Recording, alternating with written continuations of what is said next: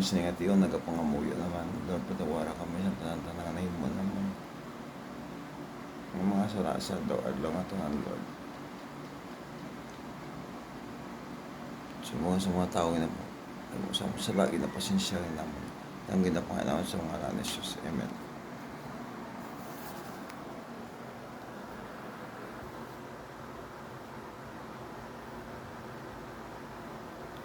Lord, sa ningit yun, nagapangamuyo kami si mo Ginoo, tagaay kami Ginoo, kusog kabakod Ginoo, sa tanang nga problema Ginoo nga abot sa mukabuhi sa adlaw nga tanang, Lord.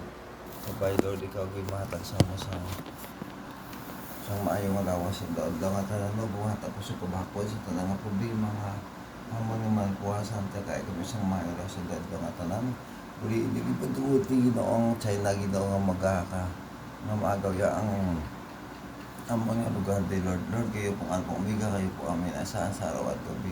Ani naghingi kami ng tulong, Lord, nga tulungan mo kami, Lord, nga mawala ang problema, Lord. Regarding sa China na, Lord, nga gusto nila, Lord, sa open ng aming litirhan, Lord, nilupa. Sana, Lord, tulungan mo kami sa araw-araw, Lord, nga namin pagdarasan.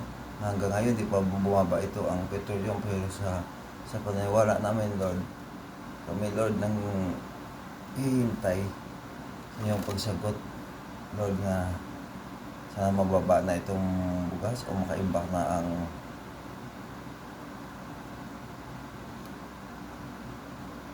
government namin, Philippine government namin sa ibang mga rice, mga bigas doon sa abroad upang kahit paano hindi ito tumaas ang bili ng bigas.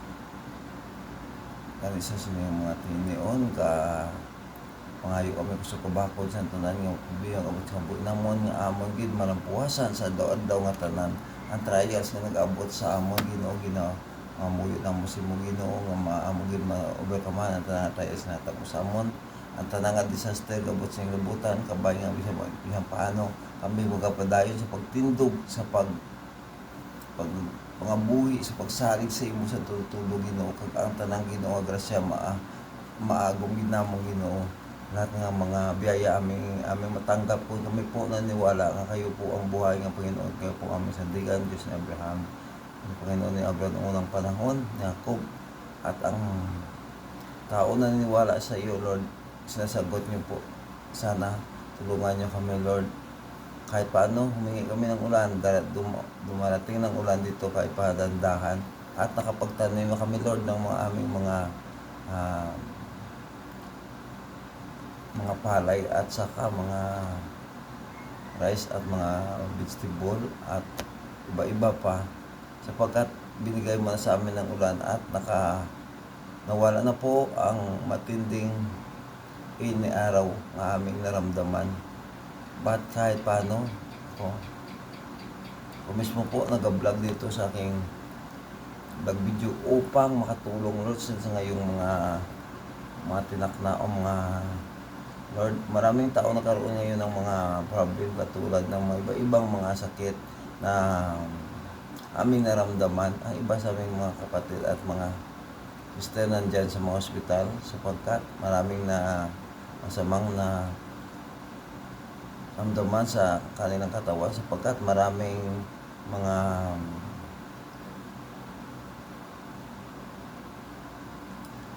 iba-ibang naramdaman sa loob ng katawan.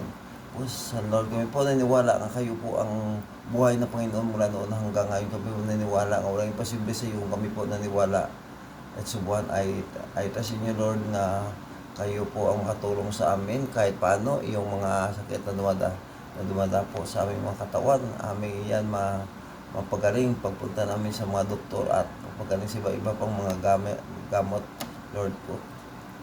But maasa kami po nga wala imposible sa iyo kung kami naniwala kayo po ang buhay nga Panginoon mula noon hanggang ngayon, at sana tulungan mo, Lord, ang Bureau of Protection, Macau City Hospital at ang National Office at ang Region 6 at including na po yung mga uniform personnel o inyong Lord sa loob ng mga Bureau of Protection.